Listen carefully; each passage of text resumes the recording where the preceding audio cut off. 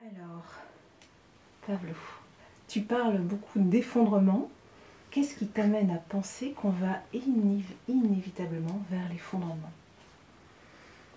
Bien, avec mon collègue Raphaël Stevens, on a été voir ce que les scientifiques disaient, un peu dans plusieurs disciplines, que ce soit la climatologie, l'écologie, la biodiversité, l'énergie, etc.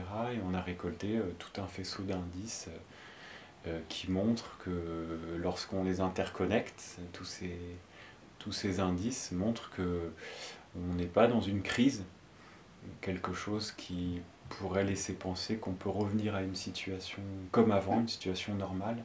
On a passé des seuils et on va vers quelque chose qu'on ne maîtrise pas, qu'on ne connaît pas.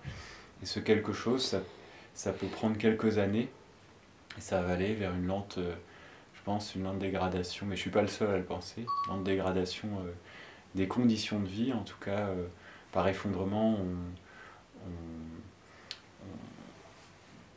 on veut dire la possibilité que les besoins de base de la population ne soient plus fournis par des services encadrés par la loi. Donc c'est quelque chose de global qui peut toucher à la fois notre société industrielle, mais ça peut aussi toucher l'espèce humaine, voire plus, voire une majorité d'espèces sur Terre. Sans rentrer dans l'utopie, quelle solution serait réalisable pour éviter l'effondrement? S'il est évitable. Alors, il y a deux choses. Je pense d'abord qu'on ne peut pas l'éviter.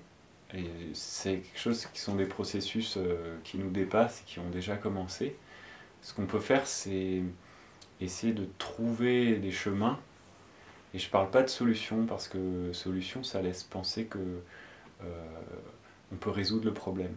En fait, il ne s'agit pas d'un problème qu'on peut résoudre. Il s'agit d'une situation difficile, inextricable, comme la mort ou une maladie génétique.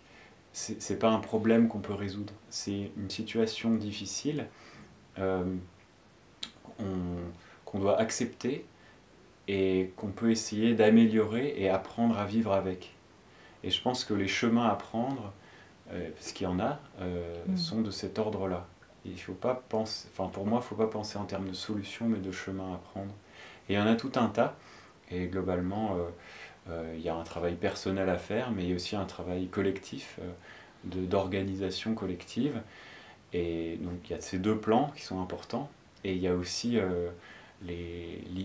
l'imaginaire, les représentations qu'on se fait de l'avenir, notre manière d'être, de se représenter le monde et d'être au monde en fait, quels sont les rapports qu'on a, qu'on imagine pour les humains, avec les non-humains, etc. Et tout cet imaginaire change notre action aujourd'hui sur le moment présent et participe au monde qu'on veut créer en fait dès maintenant. Selon toi, donc quel rôle Planète Altruiste, auquel tu participes aujourd'hui avec nous, peut-il jouer? Planète Altruiste a justement un rôle à jouer sur tous les niveaux, parce que aller vers l'altruisme, se rendre compte que les êtres humains, les autres êtres vivants sont aussi dans des relations altruistes ou d'entraide, c'est aussi changer, bouleverser son imaginaire. Et puis il y a le plan de l'organisation collective, comment on fait pour s'organiser, pour, comme disait Yves Cochet dans la postface de notre livre, pour diminuer le nombre de morts. Il y a une urgence, il y a des choses terribles qui sont en train d'arriver, comment on s'organise collectivement, c'est la question politique. Et enfin, le troisième pilier qui est présent dans Planète Altruiste, c'est la question intérieure, comment on fait pour se changer nous-mêmes, pour changer et du coup changer notre rapport au monde. Donc il y a toute une transition intérieure, il y a une sorte de transition, on pourrait dire, collective, et puis il y a aussi la question des représentations. Quelle sera ton intervention lors de la journée mondiale de l'altruisme? Le 26 mai, j'aimerais partager avec le public les découvertes que j'ai lues dans le monde scientifique, dans toutes les disciplines, c'est vraiment fantastique. Et les déclics que j'ai eus, que j'ai subis, que j'ai vécu en lisant tout ça, en découvrant tout ça, et partager des découvertes incroyables sur les non-humains, sur les plantes, les champignons, les bactéries, et toutes les manières que ces êtres vivants ont de s'associer dans des relations mutuellement bénéfiques. C'est incroyable. Et chez l'humain, des déclics aussi qui fissurent notre imaginaire et qui font du bien, qui vont à l'encontre un peu de l'idéologie ambiante aussi, de la loi du plus fort, de la loi de la jungle, la compétition à l'extrême, etc.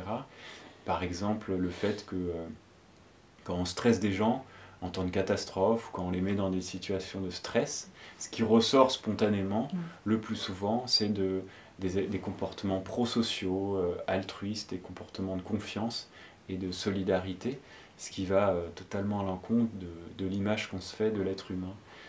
Voilà, donc je partageais une autre vision de l'humain et des autres que humains. Super.